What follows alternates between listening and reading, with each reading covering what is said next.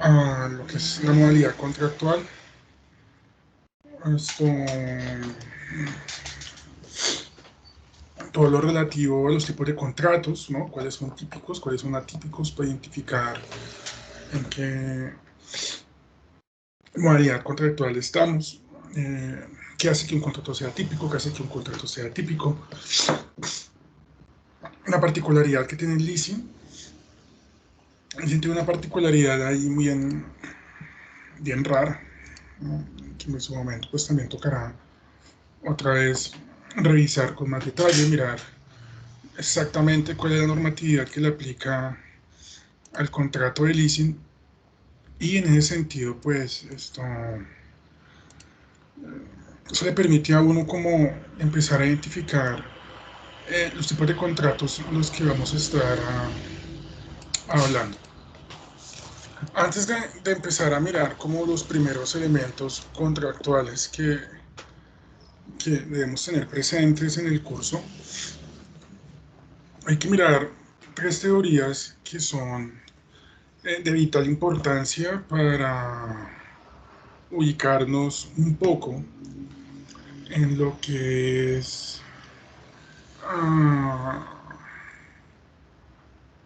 situaciones que de una u otra manera las partes pueden fijar dentro del contrato y que posteriormente van a ser materia de revisión cuando hacemos la clasificación propia del contrato o de la teoría del negocio jurídico contractual. Pero para ello, para mañana, la última lectura que mandé hace poco, hace como unos 5 minutos, porfa, leanla para mañana. Leanla para mañana porque esa lectura nos va como ubicar frente a lo que viene en el tema de compraventa, para ir como enlazando el tema. Creo que esa lectura explica de manera categórica algunas características propias que tiene el contrato de compraventa dentro de la normatividad colombiana.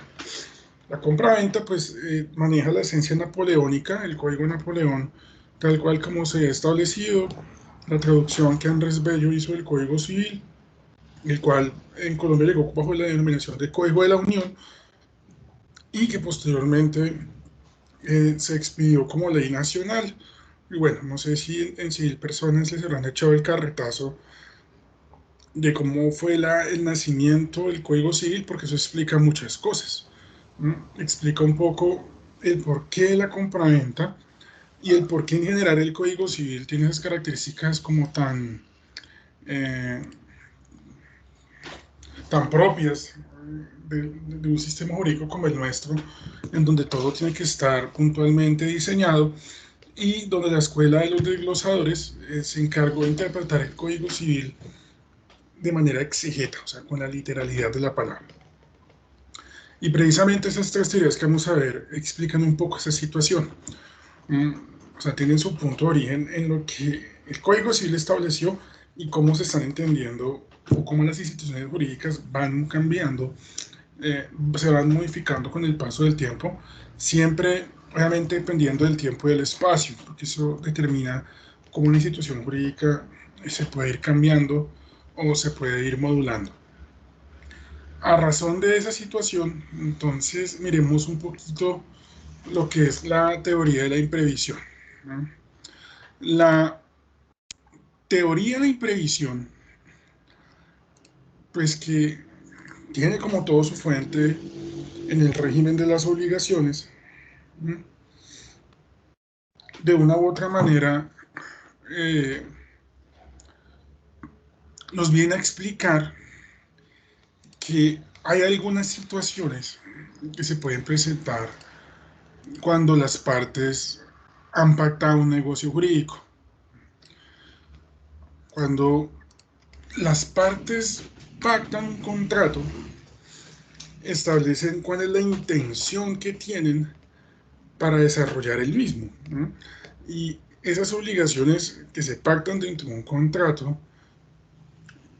frente al desarrollo del mismo, se pueden, digámoslo, resumir en dos momentos, ¿no? Un primer momento, que son aquellos contratos que con un solo acto de las partes se cumple, ¿no?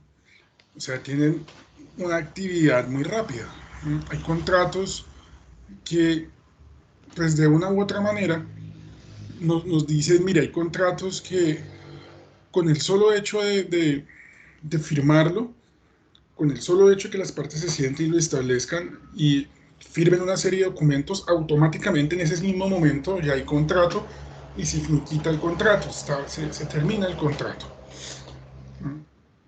Eso pues termina siendo muy importante.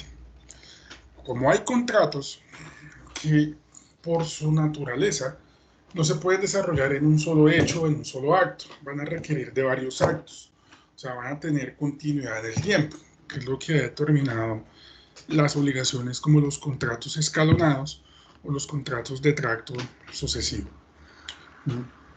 ¿Y por qué es importante eso? Porque en esos contratos que se plantean en el tiempo, para que tengan efectos jurídicos puntualmente en el tiempo, se ha dicho que las partes pactan una serie de situaciones, ¿no?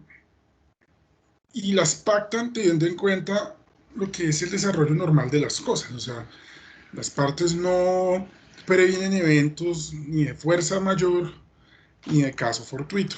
O sea, simplemente hacen planteamientos eh, en los que se supone que las obligaciones se van a resolver de una manera rápida y normal. ¿Y por qué es importante tener eso presente? Porque resulta que la teoría de imprevisión, que volvió a tener mucha fuerza a raíz del COVID-19, de la pandemia que estamos viviendo actualmente, nos dice que pueden existir circunstancias, pueden existir hechos, pueden suceder situaciones que de una u otra manera cambien el desarrollo de una obligación que se ha planteado de manera periódica, ¿no? Entonces vamos al caso del arrendamiento. Cuando se firma un contrato de arrendamiento, se coloca un canon de arrendamiento puntualmente establecido a determinado tiempo, pongámosle 12, 24 meses, generalmente se da 12 meses, y ese valor, y vamos más propiamente al contrato de arrendamiento comercial, que tiene pues, situaciones bien particulares, porque en el contrato de arrendamiento comercial, el canon de arrendamiento no se fija así como las partes lo quieran llevar a cabo. Hay unos límites y vamos a mirar en cómo se puede pactar el canon de arrendamiento en materia comercial. ¿Y por qué es importante eso? Porque, como les decía ayer, en materia comercial, en materia mercantil, eh, el Estado, a través de las altas cortes, en este caso la Corte Suprema de Justicia, se encarga de vigilar de que exista un equilibrio contractual porque se entiende que cuando existe comercio, existe trabajo. Entonces, digamos que de cierta manera, el hecho de que el comercio funcione de la mejor manera va a permitir que de una u otra forma el sector, la industria más bien, genere empleo. Eso permite que el Estado dé ciertas prerrogativas a el que se considera comerciante. Por esa razón, la teoría de la imprevisión ha tomado mucha fuerza, porque la teoría de la imprevisión lo que nos quiere decir, ya entrando en materia en detalle, es que pueden existir eventos de fuerza mayor o caso fortuito, eventos inesperados que ninguna de las dos partes preveía, ¿no? Y que pueden cambiar el desarrollo del contrato. O sea, puede haber un ajuste de precio, un ajuste de tiempo, o el hecho de tener que volver a negociar otra vez lo que se ha pactado dentro del contrato. O sea, la teoría de la imprevisión permite que el contrato, en sí mismo cambie y se adapte a las condiciones puntuales que se están viviendo en una situación que se esté presentando, ya sea de manera temporal, porque tiene una duración en el tiempo que puede ser determinada o simplemente puede ser abierta. Entonces pongamos ejemplos puntuales para entender en qué consiste esa situación. Si una persona en Bogotá, 2-3 meses antes de la pandemia, se fue al centro comercial Andino, que es uno de los centros comerciales pues, más cotizados del país, y saca un local comercial para montar un negocio de ropa. Fácilmente el canon de arrendamiento en un sitio de esos puede estar sobre los 30 a 40 millones de pesos. Y no tan grande.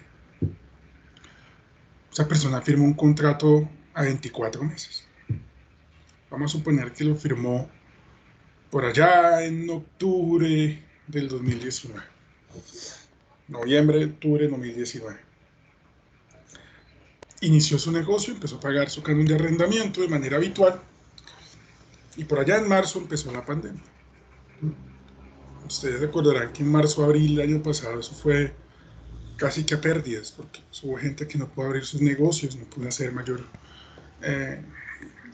no pudo facturar de manera habitual.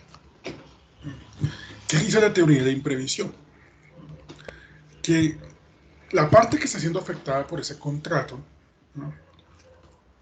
Vuelvo y repito, la teoría de la imprevisión aplica más en materia mercantil que en materia civil propiamente. Es más fácil demostrar en materia mercantil por el tema del comercio, por el tema de las necesidades que tiene propiamente el comerciante. Esta persona lo que puede hacer es acudir ante un juez de la República para que, basado en la teoría de la imprevisión, se haga un cambio en las situaciones que se están llevando a cabo. Porque, como ven en esa diapositiva, hay una palabra ahí que es clave, los que están en rojito es clave. La teoría de Profe, imprevisión, ¿sí? qué pena interrumpirlo, ya que dijo diapositiva, es que la verdad estamos viendo la primera diapositiva. No sé si nos las ha pasado.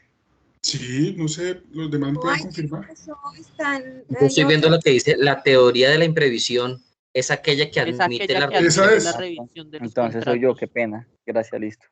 ¿Qué No, sí, a número mí es para también me yo pasó, Yo ubicarme? también estoy viendo me tocó general de los salirme y volver a contratos. Sí, se ingresar, demora un poquito. Duan. Ah, Salga bueno, y listo. vuelve. Ya voy a hacer. diapositiva 12. Listo, gracias. Salga, yo espero acá mientras ustedes vuelven y entran otra vez. Es que no pagan internet, se cuelgan al vecino, es muy berraco.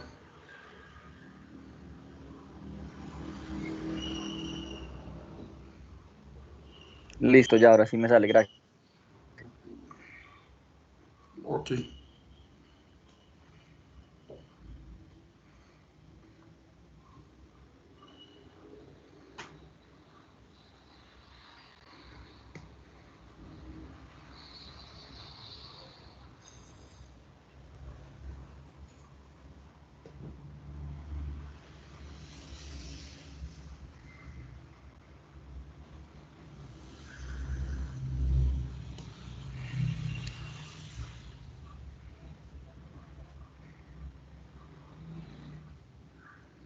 Bueno. Entonces decía que a la luz de esta teoría, ahí está la parte clave, ¿no? De la teoría de la imprevisión. La teoría de la imprevisión permite, ¿no?, volver a renegociar lo que está dentro del contrato. ¿No? Permite renegociar lo que estaba dentro del contrato. Entonces, la pregunta puede ser, bueno, ¿pero qué es lo que se permite renegociar? ¿Qué es lo que se permite negociar de nuevo? Pero para poder negociar se requiere que el contrato sea válido. Ahorita vamos a ver cuáles son los elementos de validez de un contrato. Pero lo que se permite negociar acá son 3 situaciones. 1. El objeto del contrato. El objeto del contrato. O sea, el objeto puntual que se está llevando dentro del contrato. O sea, ¿qué fue lo que se firmó? ¿Qué fue lo que se llevó? ¿Qué es lo que se está puntualmente negociando? 2. El valor prestacional del contrato. No, el valor prestacional del contrato. O sea, lo que es materia de pago o retribución dentro del contrato. Entonces, por obvias razones, difícilmente la teoría de la imprevisión va a tener éxito en contratos de tracto, perdón, en contratos gratuitos, a título gratuito. Ya más adelante vamos a ver qué son contratos a título gratuito. Y tercero, las cláusulas accidentales. Ya vamos a ver ahorita, acá hacemos referencia con cláusulas accidentales. Ayer expliqué así, a grosso modo, que era una cláusula accidental. Son esas cláusulas que no son obligatorias que están en los contratos, sino que las partes las pactan por su libre voluntad. Hay unas cláusulas que son obligatorias dentro de los contratos, hay unas cláusulas que sí o sí deben estar, ¿sí? Qué pena, yo le interrumpo, profe. Ese no sé si soy yo o es que se ve en blanco lo que está proyectando. No sé si a mis compañeros les pasa lo mismo. Internet. Y tienes que No, ahí salir se ve. y volver a ingresar. Vuelvo y repito, es cuando le pega al vecino, eso es muy berraco.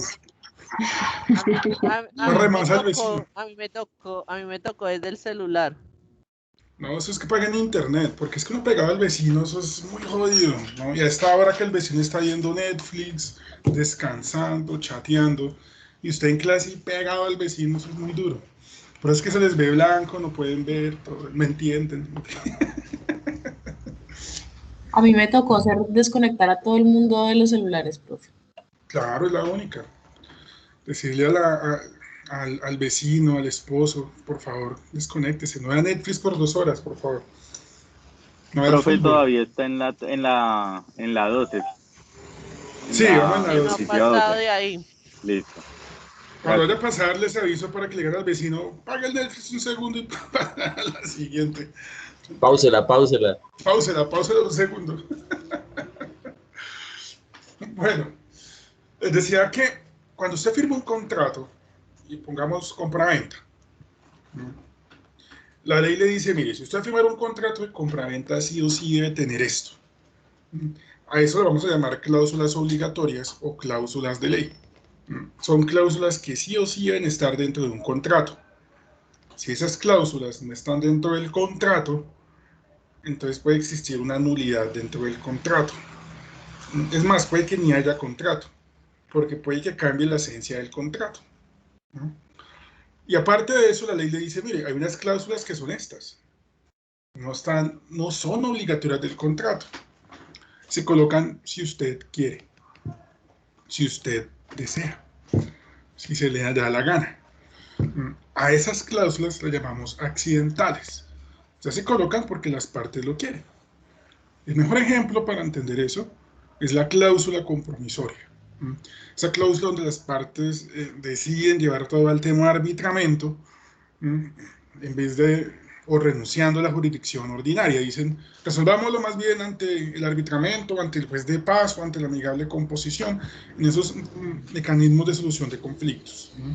Esa cláusula no es obligatoria de un contrato. Las partes son libres para colocarlas. Entonces la llamamos cláusula accidental. Está ahí por accidente, porque las partes quisieron colocarla.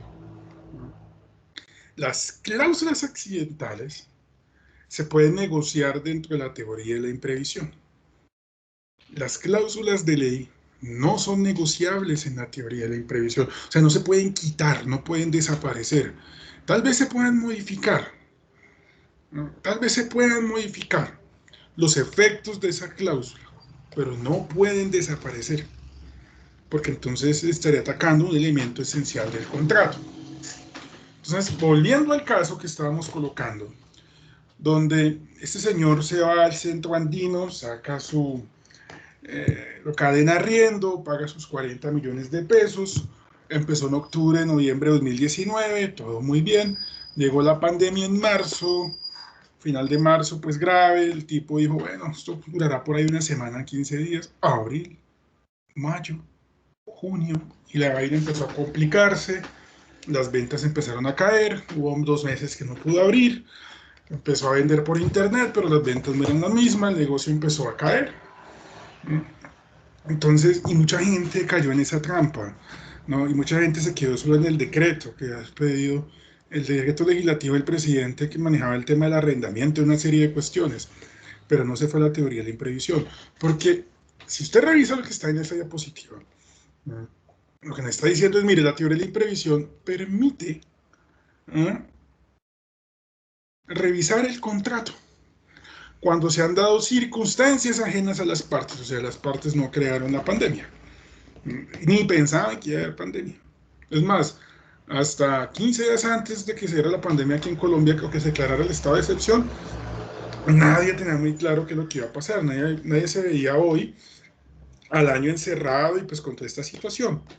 No, la gente no era consciente, nadie era consciente, muy pocos, de lo que sería una pandemia. ¿Qué es la teoría de imprevisión? Sencillo, inicia un proceso verbal. Inicia un proceso verbal solicitando teoría de la imprevisión. ¿Para qué? Para poder modificar esos 3 aspectos que les mencionaba ahora. Señor juez, yo inicié un contrato de arrendamiento en octubre del 2019. Canon de arrendamiento, 40 millones de pesos. Ha pasado 8 meses de ejecución del contrato. Llegó una pandemia que usted conoce, hecho notorio. Cuando vean probatorio se darán cuenta que los hechos notorios no son necesarios probarlos. O sea, no hay que probar que hay pandemia. Eso sería una situación absurda porque es un hecho notorio de conocimiento público. Solicito la revisión del contrato. ¿Cómo la reviso? O sea, ¿cuál es la pretensión como tal? Bueno, eso sí ya depende la situación particular de cada uno, ¿no? Pues puede ser, señor juez, mire, que se baje el canon de arrendamiento, que pase de 40 a 20, 15, 10 millones de pesos. ¿Cómo lo soporto probatoriamente? Un peritaje. Por medio de un peritaje va a demostrar que actualmente el valor del canon de arrendamiento de ese local no puede ser 40 millones, son 15. El perito lo va a demostrar el porqué y va a explicar técnicamente el porqué, basado en un estudio, en un peritaje de campo que determina que el arriendo ha bajado en ese caso. Señor juez, otra segunda opción, por lo menos, quiero terminar el contrato de arrendamiento. Vengo a pedir la terminación del contrato. Pero es que resulta que dentro del contrato se establece que si las partes, antes de que se pacte el año, renuncian al canon de arrendamiento, algunas partes quieren terminar de forma unilateral el contrato, debe pagar una cláusula penal de 2 o 3 cánones de arrendamiento, pongámosle 3, o sea, 120 millones. O sea, yo para terminar tengo que pagar 120 millones. ¿Por qué no pido la rebaja de los 15? Porque sé que tampoco me va a dar, entonces vengo a terminar más bien el contrato. Pero lo que no puedo, señor juez, es pagar los 3 meses a valor de 120 millones. Porque es que cuando firmamos el contrato, la naturaleza, la intención del contrato era especificar que quien incumpliera pagaba 3 meses de canon de arrendamiento. O sea, cuando nosotros pactamos, dijimos que el que incumpla paga 3 meses. ¿Por qué creen ustedes que no lo puede pagar a valor de 40 millones? Ya ahí la explicación con el caso anterior. ¿Qué se les ocurre? Porque en ese caso el canon de arrendamiento pues no es el pactado, no es que se pactó en el momento inicial, sino que ya el canon de arrendamiento por la situación que se vive pues bajó, ¿no? Exacto, o sea, cuando yo firmé el contrato el precio era 40 millones, era justificable, en ese momento pagar 40 millones no es justificable. ¿Y por qué no es justificable? Porque no es el canon de arrendamiento real que se paga en este momento, dada la situación que se está viviendo. Entonces, señor juez, lo que vengo aquí a pelear es, 1, pedir la rebaja del canon de arrendamiento, 2, ahí sí con esa rebaja, que es la terminación, y yo pago entonces la cláusula, o sea, pago los 3 meses. Pero ya el nuevo valor. O sea, todo eso lo permite la teoría de la imprevisión. O sea, mide usted en un contrato de arrendamiento la rebaja del canon de arrendamiento, la terminación del contrato, pero con una cláusula mucho menor, y una serie de obligaciones, porque les decía a ustedes que las cláusulas accidentales se pueden modificar. Otro ejemplo, el subarriendo. El subarriendo es una cláusula accidental. Es una cláusula accidental. Puede que las partes en su momento me dijeran, mire, ¿sabe qué? No se puede subarrendar. O si usted va a subarrendar, debe pedir autorización. Entonces del contrato queda, quien pida permiso, perdón, si el arrendatario quiere subarrendar, debe pedir el consentimiento del arrendador. Pero hagamos más trágico el caso. Puede que el contrato diga no se permite subarrendar. ¿No? Y en estos momentos el arrendatario dice, pues pucha, con pandemia y todo esto, hay un señor que quiere montar un negocito acá y requiere simplemente el 20% del terreno en el cual yo tengo la tenencia de la cosa.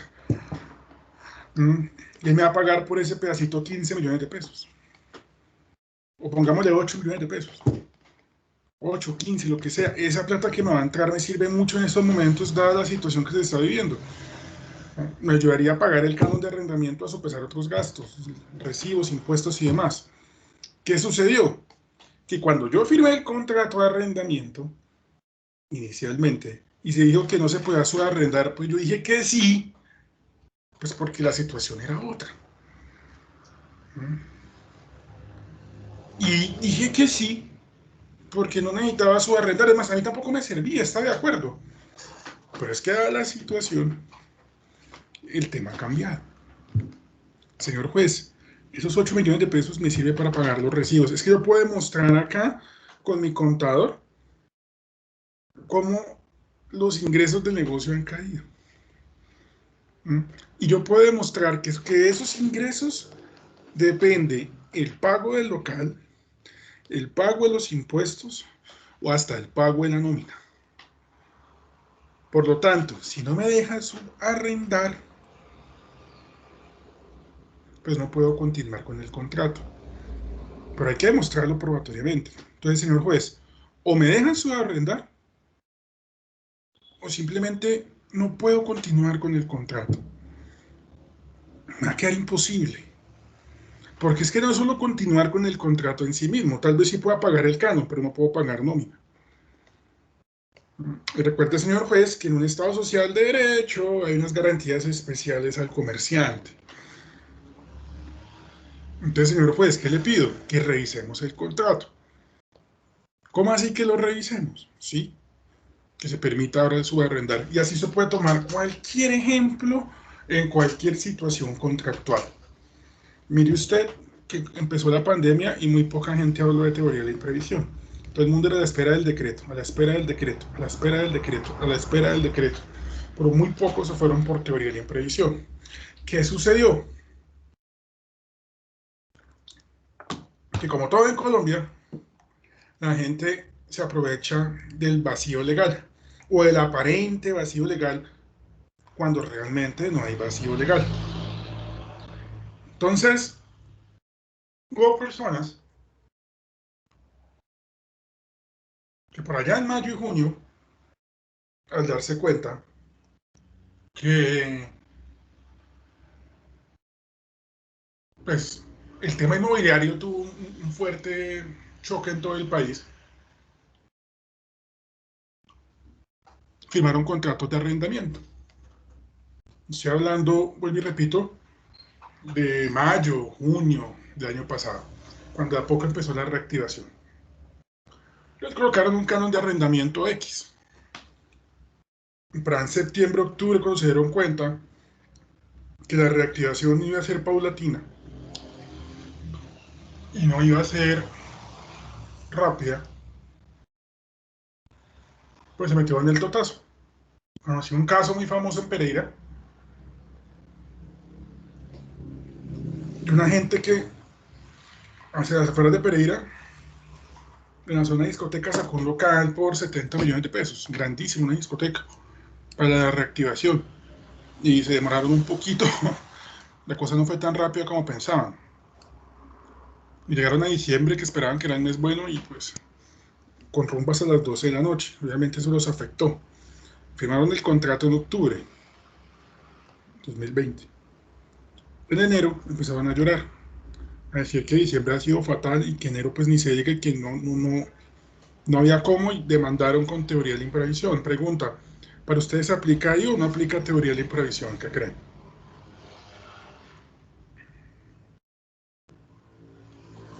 ¿Sí o no? Profe, yo creería que no, porque pues ya conocían el momento que se estaba viviendo. O sea, no era oportuno, pues ellos estaban corriendo ese riesgo de que de pronto las restricciones que habían en el momento o de que se fueran a dar fueran o no se dieran. Pero ellos ya conocían el riesgo que existía, entonces no creería yo que fuera como un imprevisto. Sí, ¿quién opina otra cosa? Profe, yo también diría que no, porque, o sea, no es un caso fortuito o fuerza mayor que ya ellos conocían sobre no podían. Entonces, para mí, yo creo que no. Ujú. ¿Quién cree que Sí. sí? Profe, yo también creería que no, pues porque tuvieron el suficiente tiempo para poder negociar el objeto del contrato como tal. Y pues ya tenían las condiciones, ya sabían las condiciones, ya sabían todo y pues ahí fue como, pues creería que fue como mala de ellos no haber podido hacer eso. O debieron que haber dejado al menos una cláusula accidental diciendo de que, o al menos podrían pedir una nueva negociación pidiendo de que no fue como quería.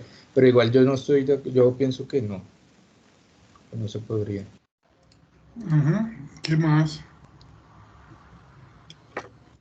Creo que lo Profe, que dijo pues, Jennifer es clave, ¿no? ¿Sí?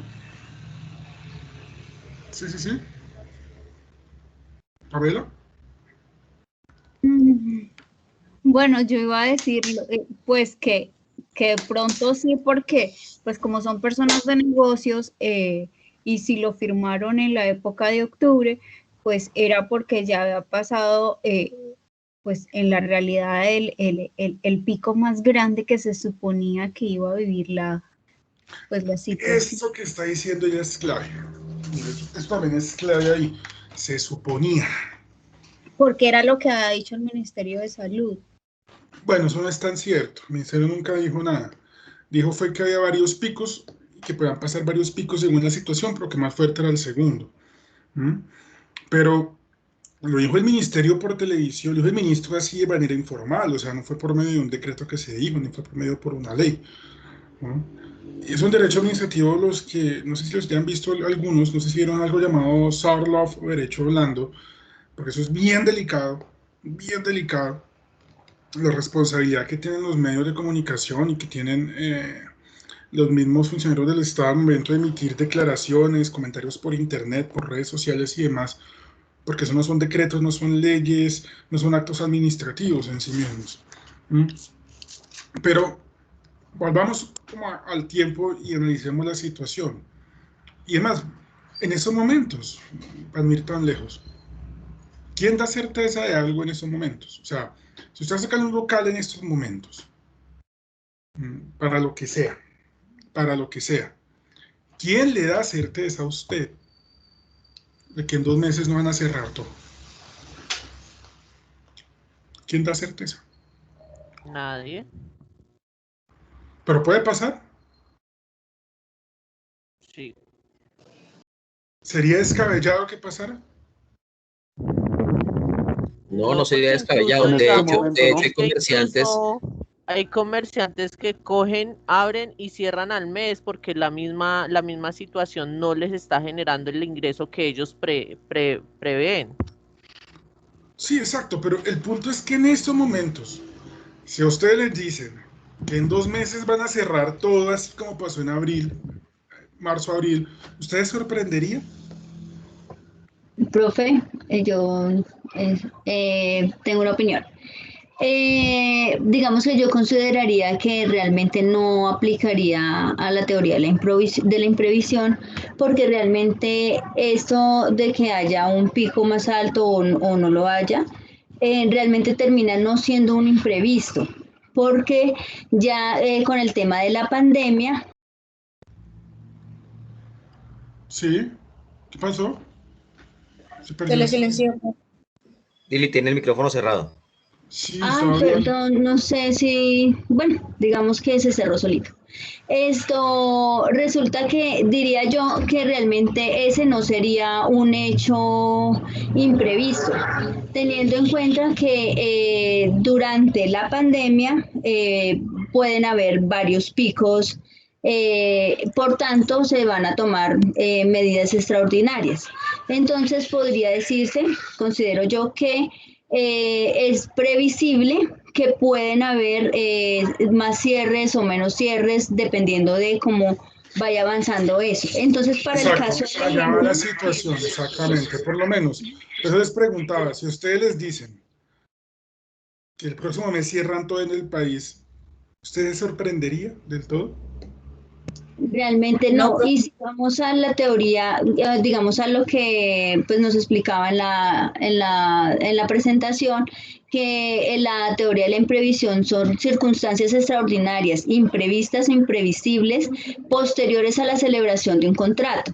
Entonces, para el ejemplo que usted nos indica de Pereira, que el contrato fue firmado en el mes de octubre y que ellos habían hecho como unos análisis y pues proyectaban según sus cálculos que les iba a ir bien. Realmente la pandemia ya existía y de hecho ya habían ocurrido varios picos y simplemente fue que no hicieron el adecuado estudio de mercado. Para mí fue más falla de los comerciantes que realmente que existiera un nuevo factor que hiciera que se pudiera aplicar esta teoría. Hay un caso acá en Ibagué muy famoso, está en el tribunal, en un juzgado administrativo, trayendo la colación. Bueno, lo cuento muy por encima porque no puedo contar detalles, pero en el municipio X del Tolima, una empresa se comprometió a dar unos refrigerios. Esos refrigerios ellos mismos lo producían y por eso hay que ganar una licitación en buena medida, porque ellos mismos hacían el pan y todo, pues bajaban costos de manera muy, muy fuerte. Cuando empezó ahorita el paro, creo que con lo que hacen la masa del pan, no sé explicarlo técnicamente, pero la harina, la masa, no sé, yo no sé casi nada de cocina, pues venía de Cali, ¿no? Lo compraban en Cali, o sea, salía allá en Cali donde se hacía. Entonces, ellos decían que, pues, por el problema que se dio del paro y la línea estuvo cerrada unos días, ellos compraban a 72.000 pesos ese producto y el costo de ese producto está llegando como a 140, 160. Entonces, bajo teoría de imprevisión pedían otra vez la reestructuración del contrato, porque el precio del pan se le estaba subiendo. Entonces, pues, le estaba causando un daño. Entonces, más que el ejemplo en sí, entonces miremos el tema del paro como tal, o sea, el tema del paro dentro de una pandemia. Si para ustedes un negocio se afectó por el paro en plena pandemia, ¿cabe o no cabe teoría de la imprevisión? ¿Ustedes qué dicen? Sí, señor. Sí que... Teniendo en cuenta pues el tema de los paros, yo creería que en ese caso sí aplicaría la teoría de la imprevisión. Sí. ¿Jonathan? Sí, profe, sí, yo creería que sí, debido a que pues es un hecho improvisto. Además, pues eso se pues, creería a manera personal, creería que va, o sea, que es algo que afecta exactamente el objeto del contrato y el valor de las prestaciones. Entonces, pues al momento de que hay un aumento en cierto producto, pues eso afecta directamente al productor y a la vez al cumplimiento del objeto del contrato como tal. Entonces sí, yo creería que sí. Sí, exactamente, o sea, porque mire que ya el tema del paro es una cosa distinta a la pandemia, ¿no? O sea, en la pandemia se conoce, se sabe lo que puede pasar, pero lo del paro es una situación que en Colombia nunca se ha dado, o sea, era un hecho que era totalmente imprevisible, o sea, nadie lo esperaba, ¿no? Mire que en la sea positiva nueva yo la cambié para los que están pegados al vecino. Hay 3 requisitos que nos da la Corte para entender cuándo podemos estar al tanto, al frente de teoría de la imprevisión, ¿no? Creo que si usted los lee, no hay que explicar mayor cosa, creo que es muy clara la situación. es un poco de sentido común, es un poco de lógica jurídica para entender en qué evento hay o no hay teoría de imprevisión, sí o no. O sea, hecho imprevisible, ajeno a la voluntad de las partes, y debe pues hacer unos cambios dentro de la actividad negocial. O sea, cambios dentro de la actividad negocial. Aquí como tal, pues también entraría el tema de la plusvalía, ¿no? El valor en el suelo que tiene el terreno. Eso también puede ocasionar teoría de la imprevisión, y ha sucedido en Bogotá, ha sido mucho, por lo menos, en aquellos negocios para los años 90, inicios de siglo, que estaban muy cerca de la Caracas, por donde estaba pasando Transmilenio.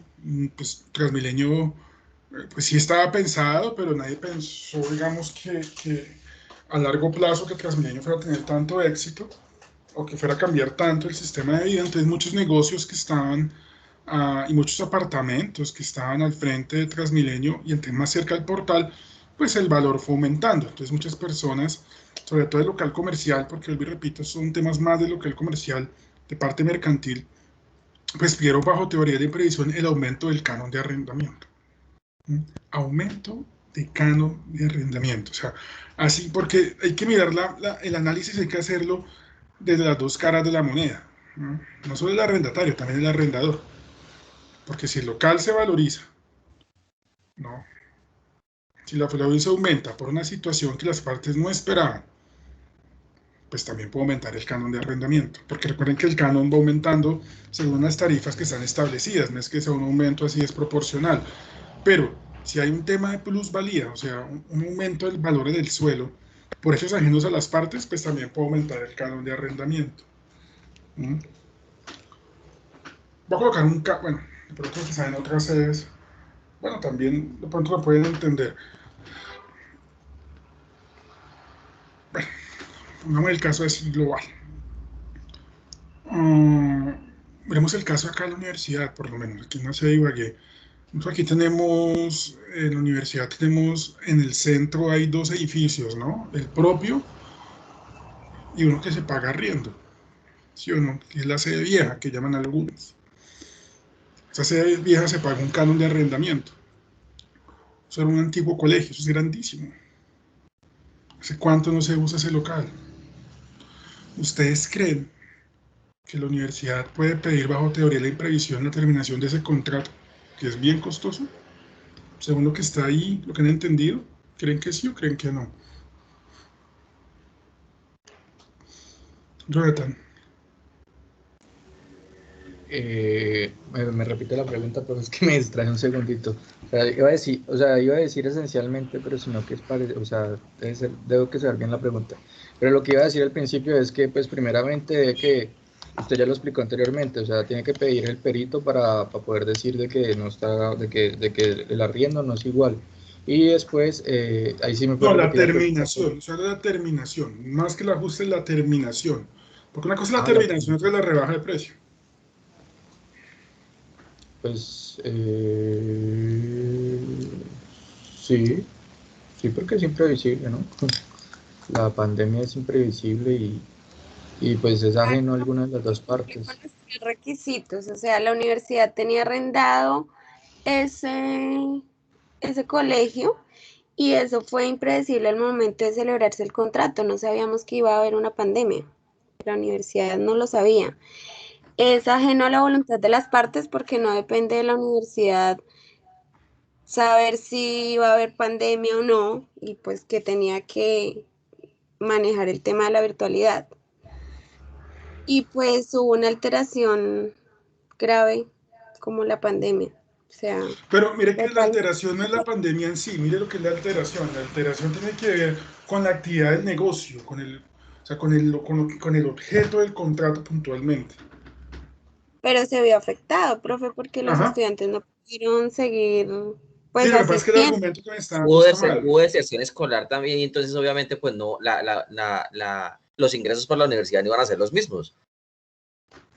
Profe, yo creería que primero, bueno, pues no conozco pues allá, pero yo creo que primero hay que determinar pues cuál fue el objeto del contrato, o sea, para qué se iba a destinar el contrato de arrendamiento, si es de pronto para uso de oficinas o era para, No, para el inmueble esencialmente estaba arrendado para dictar clases presencialmente, pero pues como ya no se estaba haciendo. Ya en eso, pues sí, yo creo que ya la universidad puede decir, pues que teniendo en cuenta que el objeto que era para dar clase, o sea, salones, pues no se está cumpliendo. Y además lo que está haciendo, pues es... pues ellos están pagando un valor que no se está utilizando. Entonces yo creería que sí cumple con los requisitos de la teoría de la imprevisión. Bueno, cuidado lo que les voy a plantear, a ver ustedes cómo lo analizan, porque eso se ha dado en varios escenarios, esa situación se ha dado en muchos escenarios y ha creado muchos debates. Me coloco un caso muy famoso, una universidad en Bogotá muy famosa, cuyo nombre no diré. Tienen el mismo problema. Ellos tienen 4 sedes muy pegadas, pero muy pegadas o sea, esa es la sede central y hay 3 sedes, las 2 sedes, las centrales de ellos, la que está a la mano derecha es de ellos, la que está a diagonales de ellos y la que está un poquito más hacia el norte también, ese sí que pagan arriendo, pagan un canon altísimo. Y es para temas, es una sede de 6 pisos, 4 pisos para clases, el último piso laboratorios y el último oficinas. Y demandaron y todo, teoría de la imprevisión. Y les negaron en primera instancia, ahí va para segunda instancia. ¿Por qué negaron en primera instancia? Porque ellos decían que el sitio les generaba un costo y que ese costo pues no era asumible. Pues porque no eran clases en la pandemia, todo el mundo estaba en la virtualidad, no sabía cuánto se durara así, y que ellos no tenían a mediano plazo un plan para hacer clases remotas, dado que buena parte de sus estudiantes venían de ciudades distintas a Bogotá, un porcentaje alto. Entonces, que muy seguramente mucha gente no iba a ir a sus clases remotas, o pues semipresenciales, como quieran decir. El dueño del inmueble es un político muy famoso aquí en Colombia. Entonces le dijo, señora, cuando contestó la demanda de manera muy hábil, él decía, pero es que la universidad se alegan que no tiene, o sea, que es un gasto exorbitante pagar ese local. Entonces decía, o él en la contestación dijo, pues tráiganme el extracto financiero del último año, pues para ver puntualmente cuál fue la pérdida que tuvo la universidad. La universidad pasa el extracto económico y mentira, el balance y todo lo contrario, o sea, al contrario le dio mucho mejor, está mejor que nunca, porque los posgrados se dispararon en esa universidad, las maestrías sobre todo se dispararon, posgrados se dispararon, además unas ayudas del gobierno que dio algunas universidades, y pasaron de las pocas universidades, de las pocas no porque hay varias, pero sí es de las más notorias, en donde hubo un aumento antes de estudiantes. Antes regresó gente que ha dejado la carrera por muchas razones. Mire que hay gente que deja la carrera porque vive en municipios, bueno, en el caso de esa universidad, municipios de Boyacá, de Cundinamarca, hasta el mismo Tolima, que muchas veces es más cerca de estudiar a Bogotá que a Ibagué, en algunas zonas del Tolima. Entonces mucha gente que ha dejado de estudiar 3 años, 2 años regresó. Entonces el juez en primera instancia dijo aquí la universidad no está probando un daño, no está y para mí se equivocó el juez en la argumentación también, porque él decía que no se está demostrando el daño, ¿ya? Que no haya un daño latente como tal en la situación. ¿Y por qué se equivocó en la argumentación, creo yo? Porque es que en la teoría de imprevisión el daño en sí no es el elemento esencial de la teoría. Mire que la teoría apunta a otra situación distinta, ¿no? Y es al imprevisible, a un hecho que no es voluntad de las partes y sobre todo al cambio en la situación contractual más que el daño en sí mismo. El daño es un elemento accesorio que se supone, pero no es la esencia de la situación. Bueno, ahí en la segunda instancia el Tribunal de Bogotá tendrá que pronunciarse a ver qué sucede, pero ¿por qué manifiesto eso? Porque alguien por ahí dijo, es que los ingresos de la universidad cayeron. Bueno, eso hay que demostrarlo, realmente hasta qué punto cayeron o no cayeron los ingresos, pero si cayeron, ahí ya el tema cambia, porque eso sí cambia las condiciones contractuales, las condiciones comerciales como tal del local, del sitio. Creo que más o menos con esto ya, esos ejemplos que hemos hablado acá, ya se pueden dar una idea hacia dónde va la teoría de la imprevisión, hacia dónde apunta la teoría de la imprevisión, qué busca la teoría de la imprevisión y lo práctico que puede ser, porque el tema es probatorio. El tema es probatorio, según la pretensión, el tema es probatorio. Ahí ya se pueden dar una idea de hacia dónde va la teoría. Importante. Siguiente diapositiva, para los que están ahí con el internet del vecino. No aplica en contratos aleatorios. La teoría de la imprevisión no se puede dar en contratos aleatorios. ¿Qué es un contrato aleatorio? ¿Qué es un contrato aleatorio? Los contratos aleatorios son aquellos contratos, en los que el resultado no se sabe cuál va a ser, en los que el resultado es incierto, en donde las partes aseguran como tal la ejecución del contrato, el buen desempeño del contrato, más no el resultado. Son contratos en donde no se sabe cuál va a ser el resultado porque depende de algunos factores que pueden ser fuerza mayor o caso fortuito. O sea, el alia, como dicen los españoles, los autores españoles en contratos, el alia está abierto. O sea, la fuerza mayor o el caso fortuito se presuponen dentro del contrato. O sea, es un elemento esencial del contrato que se sabe que puede pasar. Pongamos un ejemplo para aterrizar ese tema. Si usted va a una finca y le dice, mire hermano, yo tengo un negocio, tengo una cafetería en Armenia,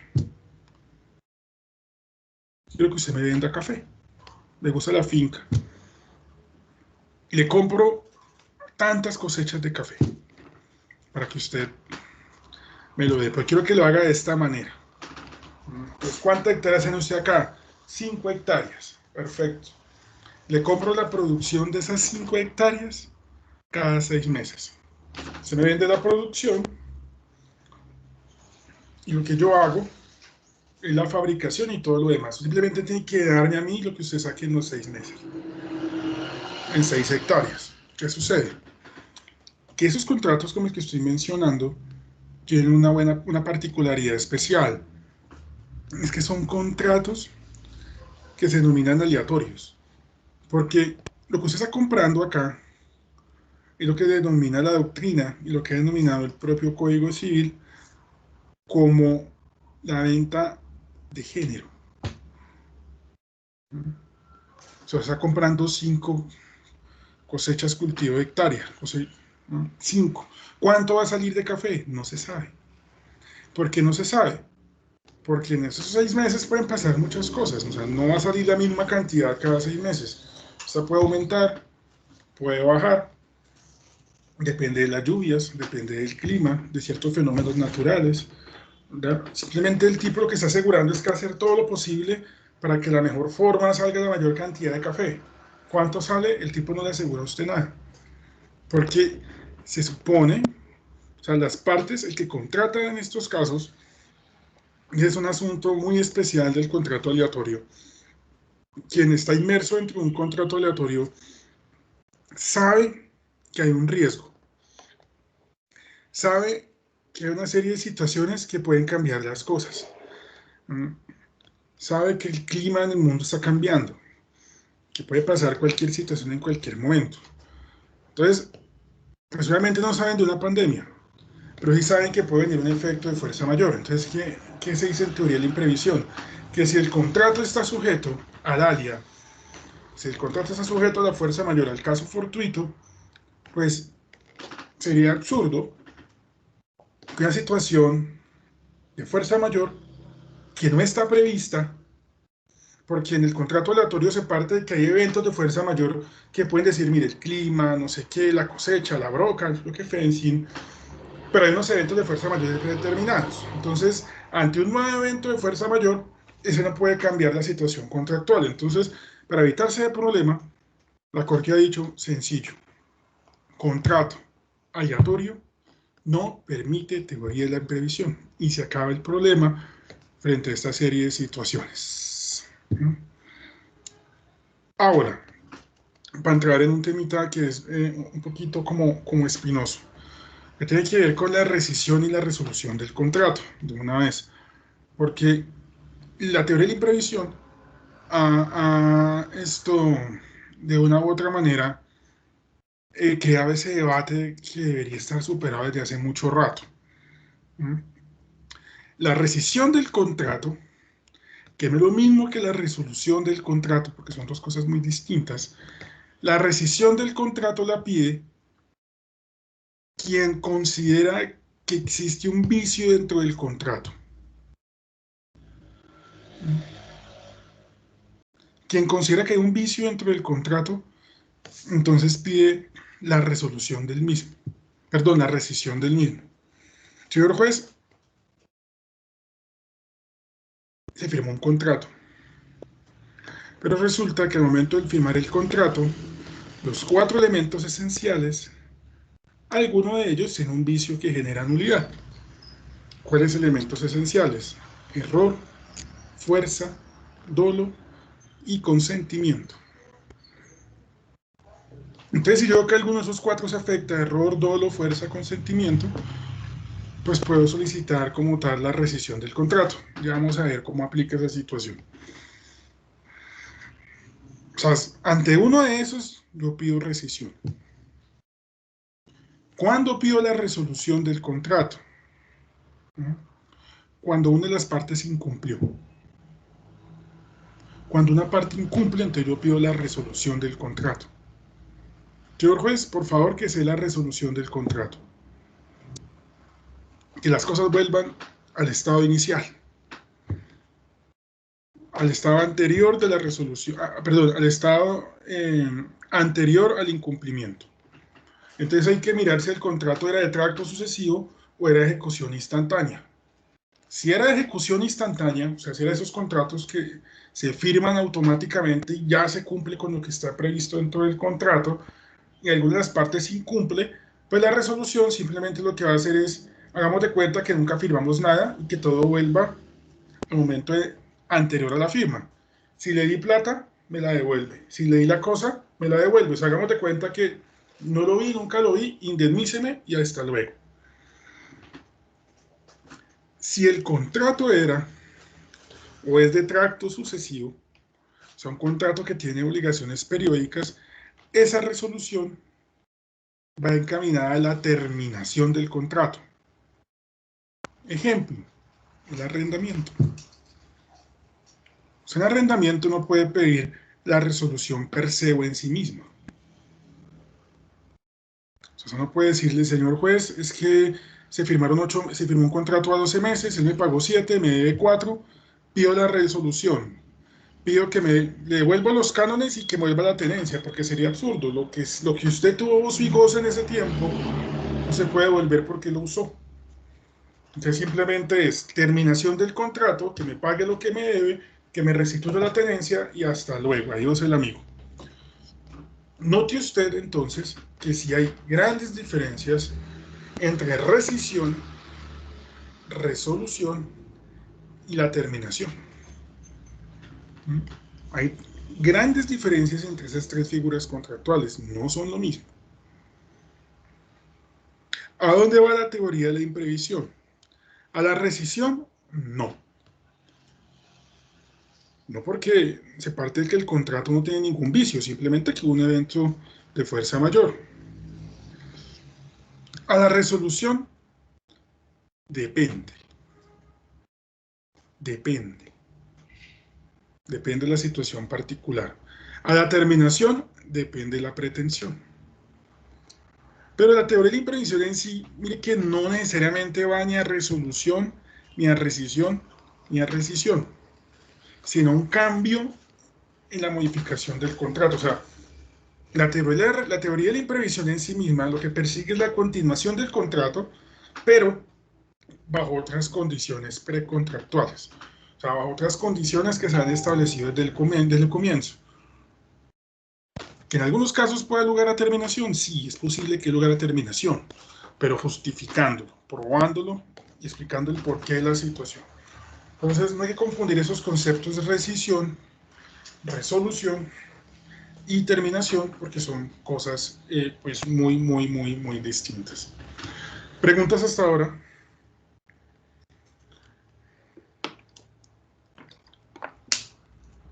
Bueno, hagamos un break 5 minutos.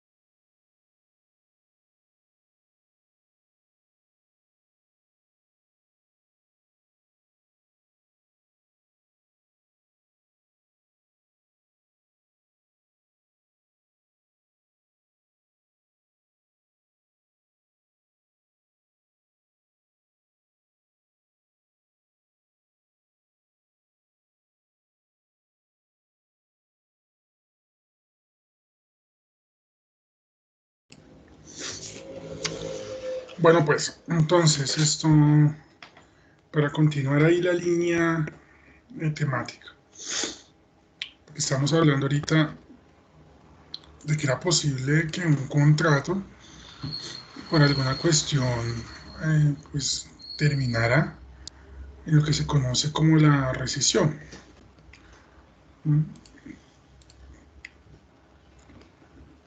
Esa rescisión, les decía que depende de algunos elementos o requisitos propios de los contratos. Entonces, miremos los requisitos de validez de los contratos.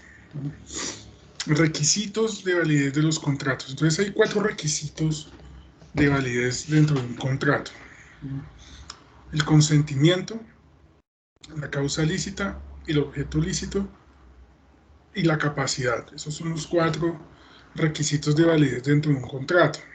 ¿Qué sucede? Que el más llamativo tal vez de todos tiene que ver con el consentimiento, ¿no? Porque el consentimiento tiene que ver con la voluntad que tiene cada una de las partes de querer firmar el contrato. Esa libertad espontánea que tiene quien va a firmar el contrato, quien quiere asumir unos derechos y unas obligaciones al momento de pactar ese contrato. Ese consentimiento en sí mismo tiene unos vicios. En donde encontramos el error, la fuerza y el dolo. Ustedes deben haberlo visto en sus cursos de obligaciones, lo que es el error, la fuerza y el dolo. ¿Qué sucede con ese consentimiento? Que si se llega a probar que no hubo consentimiento, o que hubo un consentimiento parcial al momento de la firma del contrato, automáticamente nos vamos al evento de la rescisión. ¿Por qué? Porque el contrato no es válido. Porque el consentimiento no se dio o fue parcial. ¿Cuándo es parcial? Cuando hablamos del error. Cuando la parte firma algo que no pensaba firmar. O sea, dio su consentimiento pensando que el contrato iba a ser la venta de un carro y resultó ser la venta de un carro, pero no el que él esperaba, en las condiciones técnicas que él quería. Vamos a ver ahorita algo frente a la especificidad cuando hablemos de la promesa del contrato, para ver cómo aplica el consentimiento. Tenemos la causa lícita. La causa lícita tiene que ver con el fin que siguen las partes. El fin que siguen las partes al momento de firmar el contrato tiene que ser un fin que la ley lo permita. Un fin que la ley lo permita. El Código Civil tiene un error a la luz de hoy, y es que nos habla de las buenas costumbres. La Corte Constitucional para 1996 emitió un fallo con ponencia de Carlos Gaviria Díaz, en el cual cambió el tema de la costumbre, lo que se denomina las buenas costumbres. Porque resulta que hasta antes de la expedición de la Constitución de 1991, se decía que en Colombia existía una moral social, y que esa moral social era la moral cristiana. En ese fallo Carlos Gaviria, la Corte manifestó que sí es cierto que Colombia tiene una moral cristiana, porque es la moral generalizada de la sociedad, pero como esto es un Estado laico, quiere decir que aún así se permiten eventos que estén por fuera de la moral cristiana, siempre y cuando sigan los principios de Ulpiano, ¿no? Este famoso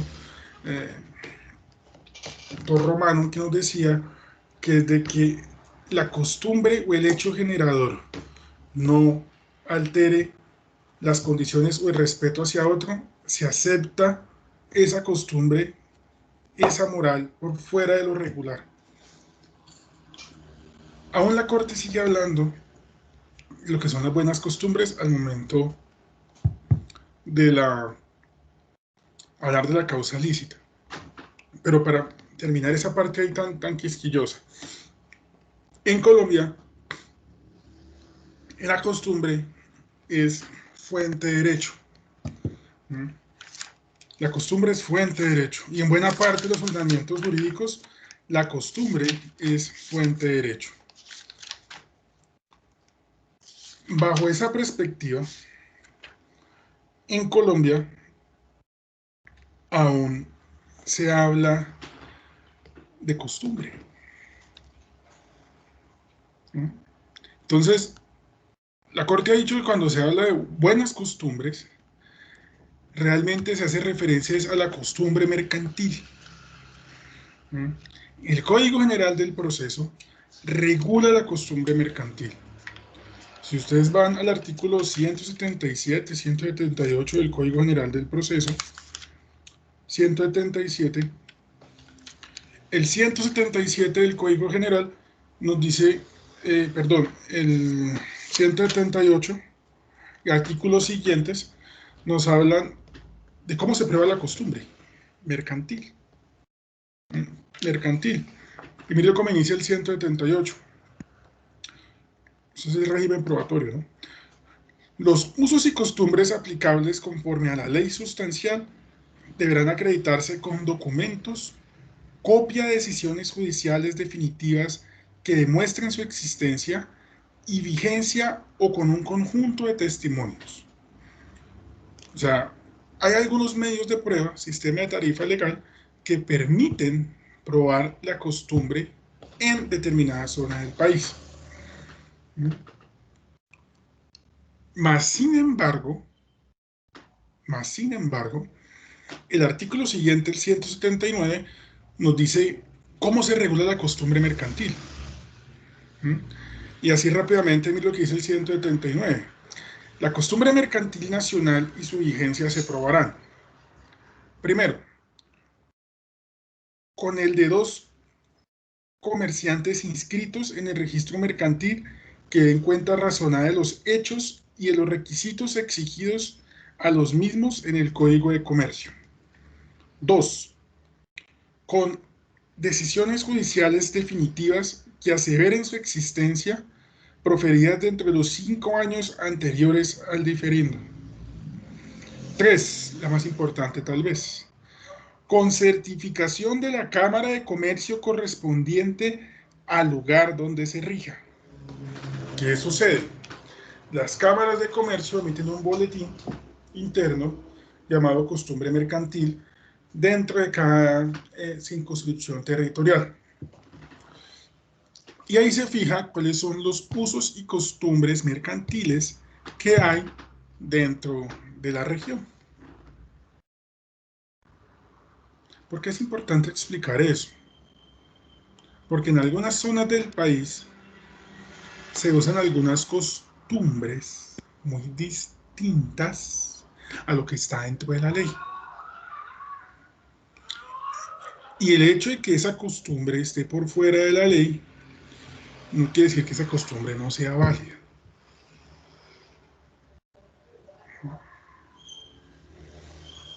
Entonces, cuando usted hace un negocio mercantil, tiene que averiguar cuál es la costumbre o si existe costumbre para ese negocio en ese territorio en el que se está llevando a cabo el negocio jurídico.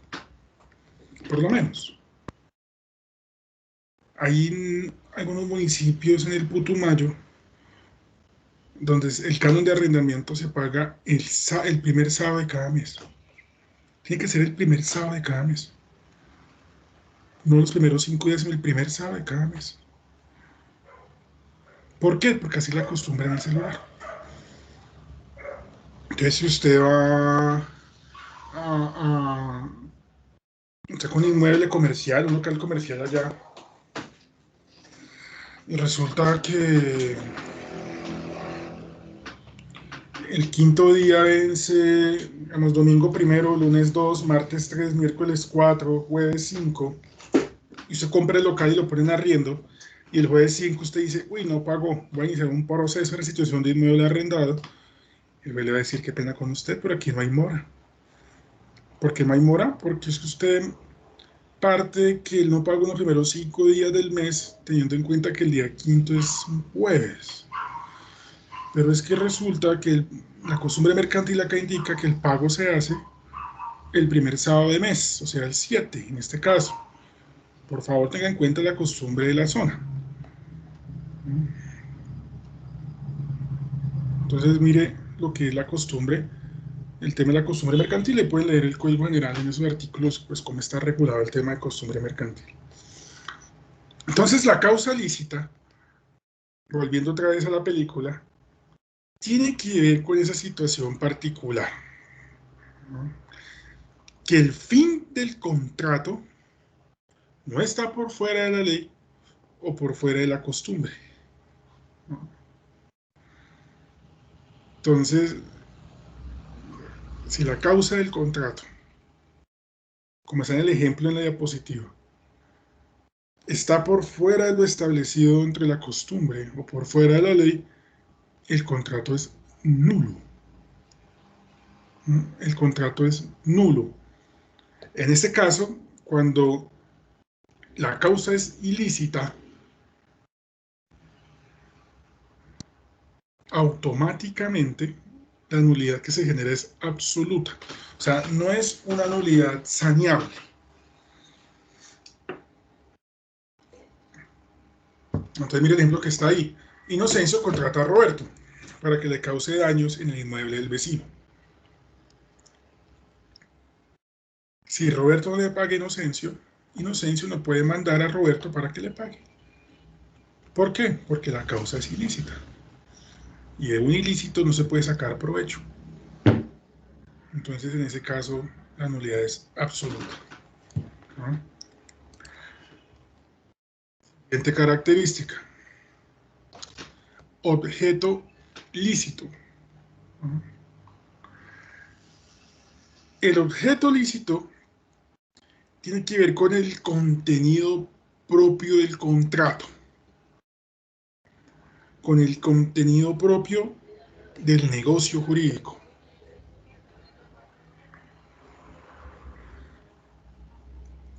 Lo que nos quiere decir el objeto lícito es que dentro del contenido del contrato, dentro de las obligaciones que se pactan dentro del contrato, las obligaciones ya en sí del contrato, dichas obligaciones están íntimamente ligadas o son obligaciones que más bien la ley y la costumbre permiten. No pueden existir obligaciones que estén por fuera de lo que dice la norma, por fuera de lo que dice la costumbre mercantil. O sea, ya no es como tal el objeto del contrato, sino las obligaciones, o sea, el contenido como tal. El contenido como tal. Porque puede que la causa sea lícita, pero puede que el objeto puntualmente no. Mire, si usted por lo menos un contrato de mandato. Contrato a alguien para que administre mis negocios. Perfecto. Digo, Gloria, la contrato. ¿Para qué? Para que administre 2 restaurantes que yo tengo. Contrato de mandato. Se hace la administradora. Va a pagar, va a recibir, va a hacer de todo. En fin. Y le coloco dentro del contrato, pero su obligación es destruir el negocio del vecino. Una de sus obligaciones es destruir el negocio del vecino. Vamos a hacer la guerra. Vamos a cortar la luz, el agua, vamos a hacer todo lo posible para destruir. La causa del contrato es lícita. El contrato de mandato. Pero parte del objeto no. Parte del objeto no. ¿Por qué? Porque hay unas obligaciones que están por fuera de lo que determina la ley, la costumbre. Entonces, en este caso, pues no va a haber objeto lícito. Ahora, es posible que dentro del contrato solo haya un objeto como tal.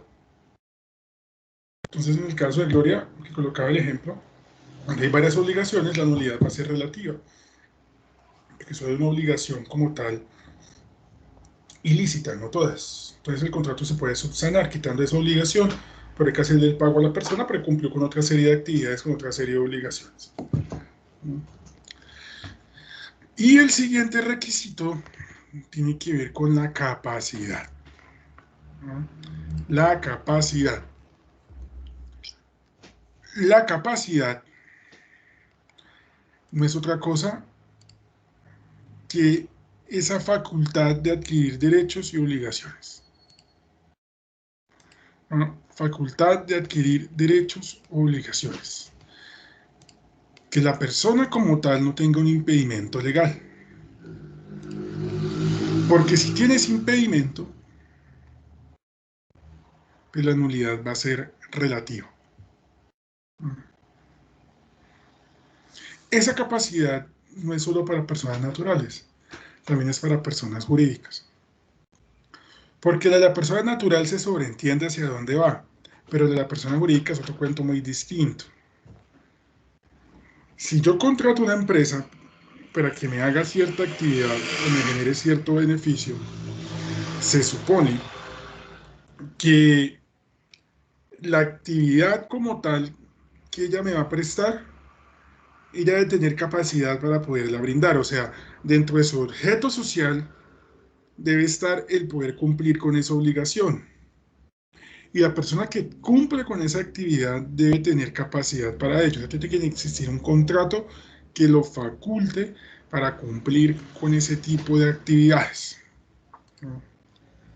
Entonces, mire que tenemos los requisitos de validez, ¿no? Consentimiento, el acuerdo de voluntades individuales que permite que las partes celebren un acto o negocio jurídico, la causa lícita, tiene que ver, recordemos, con ese fin inmediato, perseguido por las partes, ese fin inmediato perseguido por las partes, digamos, que debe ser lícito, es decir, que no debe ser contrario a la ley o a las buenas costumbres, y teníamos el objeto ilícito, que es el objeto jurídico que identifica el contenido jurídico específico de los actos en sí mismos, y la capacidad, esa facultad para adquirir derechos y contraer obligaciones. Ya una vez con claridad de esta situación, teniendo en cuenta entonces ya esos elementos que son propios, esos requisitos de validez de los contratos, entonces las partes se sientan como tal a pactar su contrato. Y sentadas a pactar su contrato, entonces hablamos de que existen 3 cláusulas que pueden tener todo contrato. En primer lugar, estarían entre las cláusulas esenciales o legales. Antes de empezar aquí a hablar de la clasificación de los contratos, miremos así rápidamente esos 3 sistemas de contenido de un contrato. Tenemos cláusulas esenciales o legales. Generalmente le dicen esenciales en los textos del 2001 hacia acá 2002. Esas cláusulas esenciales son aquellas cláusulas sin las cuales el contrato no produce ningún efecto. Cláusulas sin las cuales el contrato no produce ningún efecto. O lo vuelve un contrato distinto. Entonces, por lo menos, el precio en el contrato de compra-venta es una cláusula esencial. Si no hay precio en el contrato de compra-venta, se volvería como dato. La opción de compra en el contrato de leasing. Si no hay opción de compra en el contrato de leasing, pues dejaría de ser leasing y se volvería arrendamiento. Entonces hay unas cláusulas esenciales, que son las que definen el contrato, las que le dan su característica esencial y las que hacen que esa cláusula le dé naturaleza, sentido propio a ese contrato. Y decía ahorita que hay unas cláusulas accidentales. Esas cláusulas accidentales son las que las partes quieren agregar al contrato porque hacen parte de sus caprichos, de sus intereses, de su visión como tal mercantil o contractual. Entonces les pongo el ejemplo de la cláusula compromisoria. Es una cláusula que las partes colocan porque quieren dirimirlo por vía arbitramiento. La cláusula penal no es obligatoria ponerla dentro de un contrato. Las partes las colocan porque quieren. Las arras, el pacto comisorio, ¿no? Son cláusulas que las partes agregan porque ese es su deseo. Pero resulta que hay unas cláusulas naturales. Esas cláusulas naturales son aquellas cláusulas que hacen parte del contrato, así no estén expresamente señaladas dentro del mismo. Son cláusulas que existen porque la teoría del negocio jurídico indica que deben existir. Ejemplo de ello, el cenamiento por evicción. Miren que el cenamiento por evicción casi que ni siquiera está tipificado en una norma en el código. Que digas que hay que hacer un cenamiento por evicción. No está. Pero se sobreentiende que hay un cenamiento por evicción. Se sobreentiende que la obligación de quien firma en contrato es asegurar la entrega de la cosa. Y no solo la entrega de la cosa, sino que esté en buenas condiciones, sin ningún vicio, sin ningún problema técnico, sin ningún daño, ni a presente ni a futuro. Entonces, a eso denominamos cenamiento por evicción. En la compraventa hay que hacer un cenamiento por evicción. Por más de que el contrato no diga es que tiene que haber cenamiento por evicción, se sobreentiende. Es una cláusula natural. No está escrita dentro del contrato. Por eso no es una cláusula esencial. Se sobreentiende. Tal vez ahí está la diferencia entre la cláusula esencial y la cláusula natural. La diferencia está en que la cláusula esencial es una cláusula que sí o sí debe estar escrita. Sí o sí tiene que estar escrita. La cláusula natural no tiene que estar escrita, se sobreentiende. ¿Por qué? Porque la jurisprudencia y la ley lo determinan. Entonces ahí tendríamos como esos tres eventos de cláusulas que se pueden dar dentro de los contratos.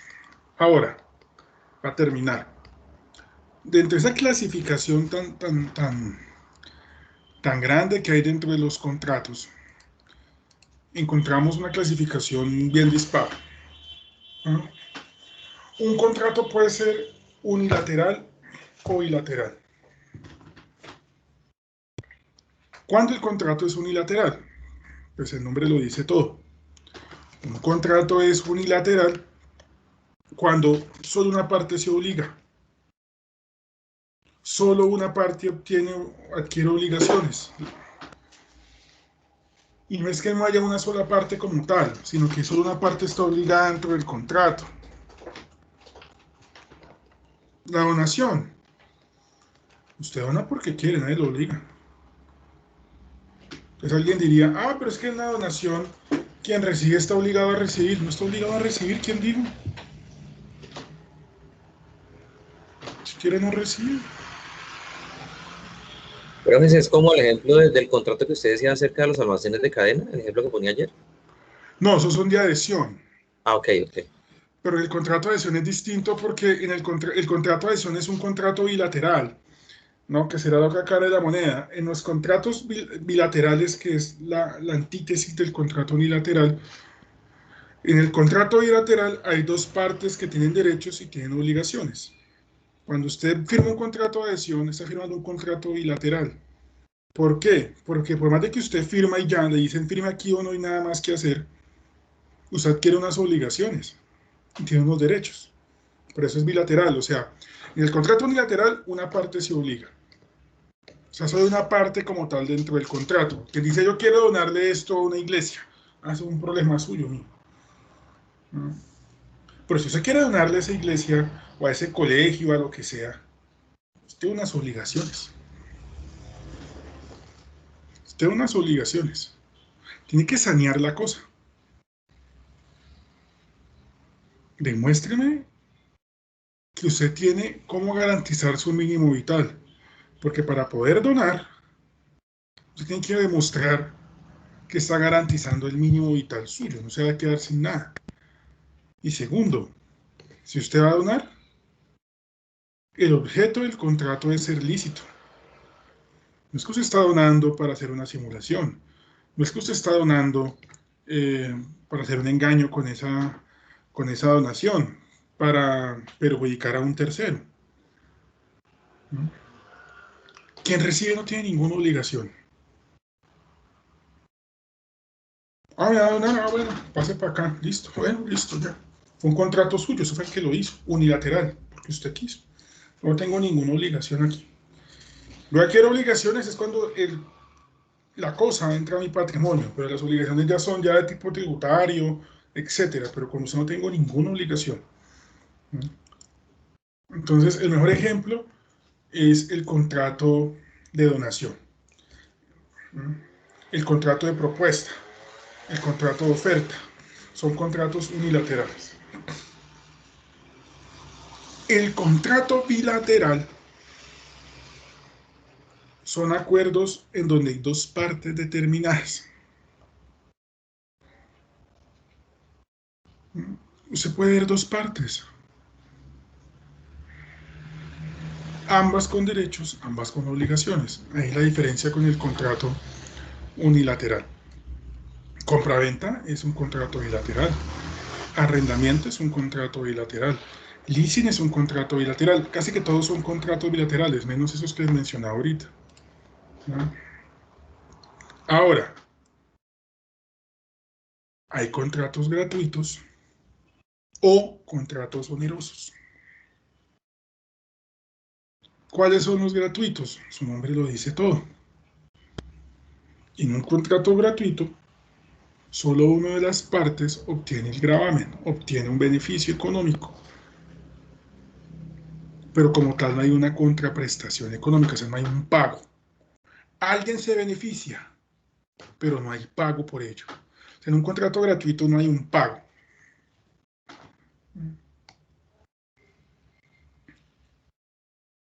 El depósito, el comodato, son contratos gratuitos. Cuando se firma un comodato le dicen, mire, le entrego esta bien en comodato. Administrelo.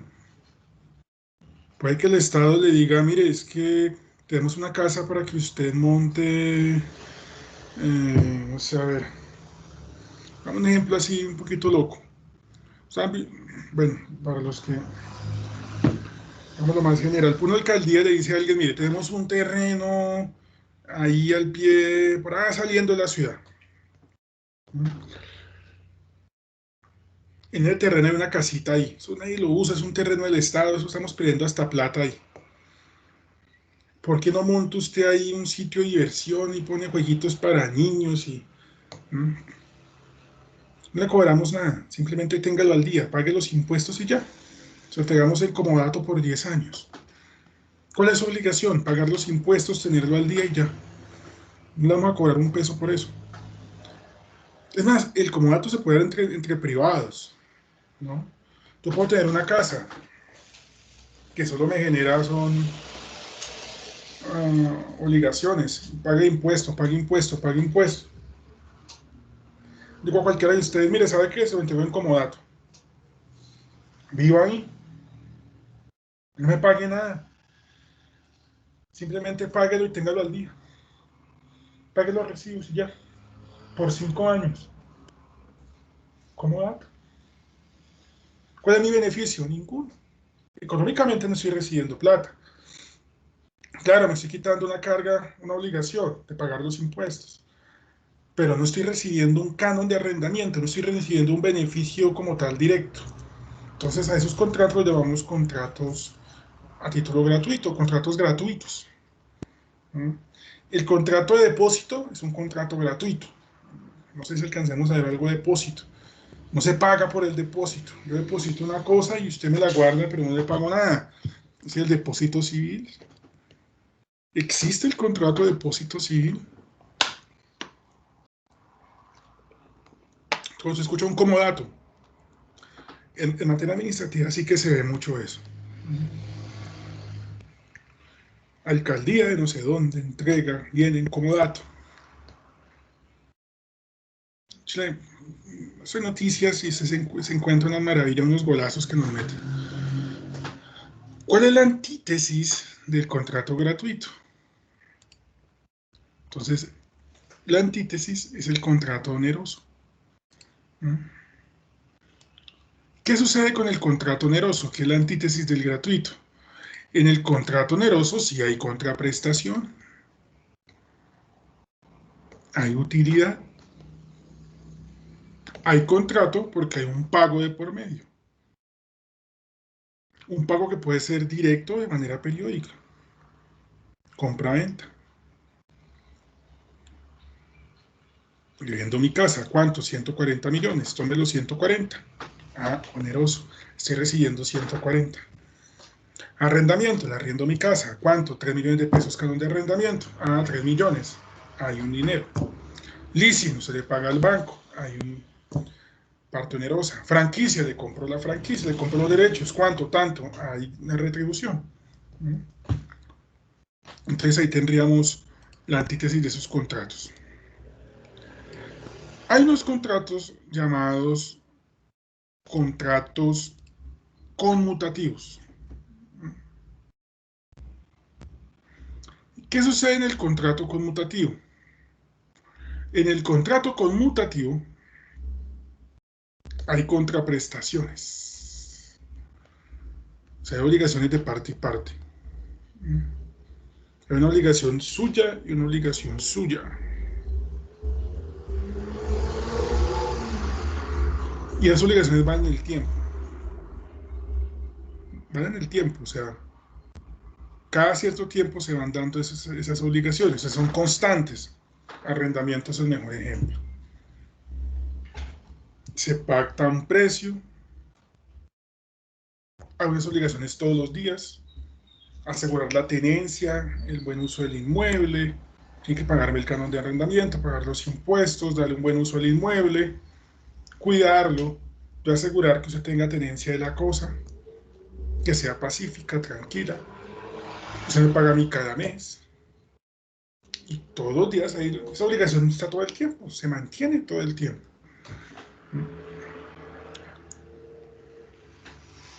Pues ahí tendremos el contrato conmutativo. Los aleatorios ya los explicamos ahorita en su momento, ¿no? En el contrato aleatorio hay un riesgo compartido. Se sabe que en el caso que les colocaba la finca, tantas hectáreas, se sabe que pueden pasar ciertos eventos, pueden pasar ciertas cosas. Si yo produzco más, recibo más. Si produzco menos, recibo menos. Usted espera recibir más o menos una cantidad, pero puede que sea menos. Podemos pactar ciertas obligaciones, que si yo saco de tanto a tanto peso, me paga tanto, de tanto a tanto peso tanto. Entre más saque, el valor es mucho más bajo. Todo se puede pactar en un contrato aleatorio. La suerte es la que va a definir como tal la situación. Hay unos contratos principales y tienen su antítesis, que son los contratos accesorios. Eso es importante porque el contrato principal es un contrato que se firma o que las partes están firmando porque quieren. O sea, es lo que buscan las partes puntualmente. Cuando usted firma un contrato de estos, principal, la intención de firmarlo es ese.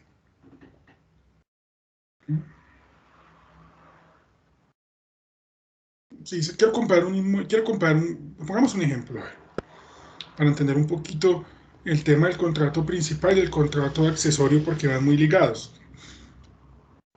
Si les digo a cualquiera de ustedes, le digo a Juliana, le vendo el apartamento. Listo. ¿Y qué firmamos? Un contrato de compra-venta. Perfecto. Es un contrato principal. ¿Qué quisimos firmar? El contrato de compra-venta. Como puede que le diga a Juliana, mire esto, le arriendo mi casa. Listo. ¿Qué firmamos? Un contrato de arrendamiento. ¿Por qué? Porque la intención era ese. El contrato de arrendamiento. Pero si le digo, Juliana, mire, le va a arrendar un local comercial. Contrato de arrendamiento mercantil o comercial. ¿Te parece? Sí, listo, es el contrato principal. Pero digo, pero con una condición, Juliana. Le firmo el contrato de arrendamiento siempre y cuando usted pague una póliza de seguro. Si usted paga la póliza de seguro, para en caso de daños o de que usted se vaya y me quede viendo, firme un contrato de seguros que me respalde la obligación en caso de incumplimiento. Entonces, ¿qué hace Juliana? Juliana va a la aseguradora y se me invita una póliza para pagar un contrato de arrendamiento, para firmar un contrato de arrendamiento. La aseguradora le dice, perfecto, vamos a firmar entonces un contrato de seguro. Ese contrato no es principal, es accesorio. ¿Y por qué es accesorio? Porque se está firmando para poder firmar uno principal. O sea, cuando se firme el subsidiario o el accesorio, entonces ahí sí nace el principal. Entonces dice Juliana, mire, ya tengo aquí el contrato de seguro que garantiza ese arriendo. Entonces ahí sí firmemos el de arrendamiento. Entonces tenemos el contrato principal, arrendamiento, y el contrato de accesorio, seguros. Eso sucede cuando usted pide un préstamo en un banco. Usted va a un banco y pide 150 millones de pesos. El banco le dice, listo, firmamos el contrato, pero saque una póliza de seguro, para que en caso de que usted fallezca, pues ahí tenemos el respaldo, la aseguradora paga. Entonces usted va y le paga a la aseguradora para poder sacar el préstamo. Usted con el banco firmó un contrato, un préstamo, contrato principal. Pero existe un contrato que respalda la obligación. ¿Cuál? El seguro. O sea que el contrato accesorio lo que garantiza es el cumplimiento del contrato principal. Ejemplo, la prenda, la hipoteca. Son contratos que por su naturaleza son contratos accesorios. Y una vez hago la claridad. Seguros no siempre es un contrato accesorio. Si yo voy a la aseguradora a firmar un seguro de vida y quiero dejar a mi hija como beneficiaria, a mí nadie me está obligando a ir a firmar esa póliza de seguros. Yo voy porque quiero, porque se me da la gana. Entonces, ahí seguros no sería accesorio, sería un contrato principal. Mire cómo un contrato puede ser accesorio o puede ser principal. El mejor ejemplo, y qué pena en lo vulgar para entender esto, es cuando alguno de ustedes tiene novio o novia. Tiene el principal, pero cuando está triste y está bravo con él, entonces tiene ahí el accesorio, por si las moscas. Con ese ejemplo nunca se le va a olvidar eso. ¿Sí o no, Juan? ¿Sí o no, Freddy? O le vuelve a olvidar. Freddy. Ay, quedaron callados estos huevones. Están por ahí al lado de la novia. Calle, profe, calle, no me va a quedar mal por ahí. Quedaron callados. Repuesto, pues. A Duan le pegan. Con la accesoria. Duan, con la novia al lado. Profe, no diga eso aquí en clase, que no me voy a decir aquí. Profe, mire la hora que es usted con esos ejemplos, pero pues... Bueno, le digo la hora incómoda, pero ¿qué podemos hacer? Con ese ejemplo, créanme que jamás... Me van a pedir la mitad de balconcitos. Por eso el hombre está preocupado. Bueno, dejemos ahí por hoy. Mañana seguimos con la solemnidad y la consensualidad porque también tiene sus detalles. Porfa, si pueden la lectura para mañana. la última que les mandé, para que entremos a tónica a hablar de promesa. Listo, profe. Feliz noche, que descansen. Gracias. Con la principal. Gracias, Listo, profe, muchas gracias. Con la accesoria. Ah, pues ahí si quieren con la accesoria.